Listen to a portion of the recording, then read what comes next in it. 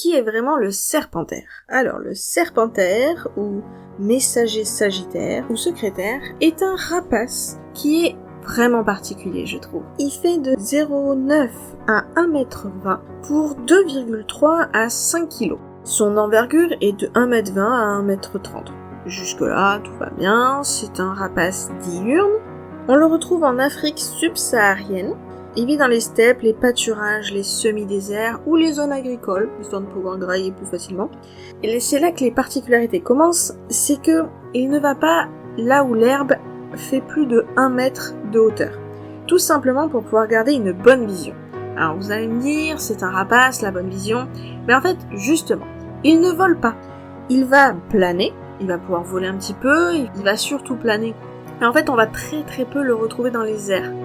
Et on va le reconnaître grâce à ses longues pattes, qui s'appellent des tarses, qui sont recouvertes d'écailles rosâtres pour les protections contre les morsures de serpents. Et en fait, dessus ces pattes, il est un petit peu comme sur des échasses parce qu'elles font 27 à 34 cm. Et en fait, c'est justement ces longues pattes qui vont lui permettre d'écraser la tête de ses proies. C'est vraiment le jeu de piétine la tête. Il va manger plein de choses différentes, des sauterelles, des araignées, des guêpes, des souris, des rats, des petits oiseaux, des œufs, des amphibiens, des crabes, des lézards, et il va aussi manger des serpents. Et en général, il va plutôt privilégier les venimeux. C'est aussi pour ça qu'il s'appelle le serpentaire. Pour chasser, c'est un peu particulier. Au lieu du coup d'être dans les airs comme beaucoup d'autres rapaces, en fait, quand il ne trouve pas trop de proie facilement, il va taper sa tête sur le sol pour pouvoir les débusquer. Et ensuite, du coup, comme on a dit, il les écrase avec ses pattes entre ses serres et le sol, il avale tout cru. Ou alors, si la proie est trop grande, il va la déchiqueter à la façon des aigles. Et ce qui n'est pas digérable, il régurgite.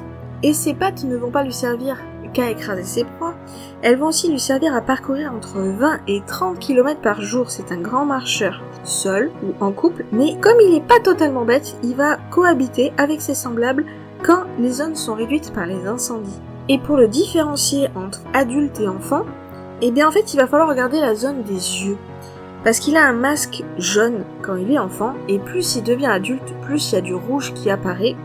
Mais ce n'est pas tout. En plus du masque, il y a la couleur de ses yeux qui va également changer, qui va passer du gris au brun.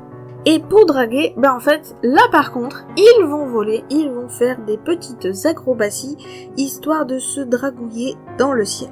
Voilà, j'espère que ça vous a plu. Je vous dis à très vite dans une prochaine vidéo. Et comme d'habitude, n'hésitez pas à me mettre en commentaire les animaux que vous avez envie que je fasse.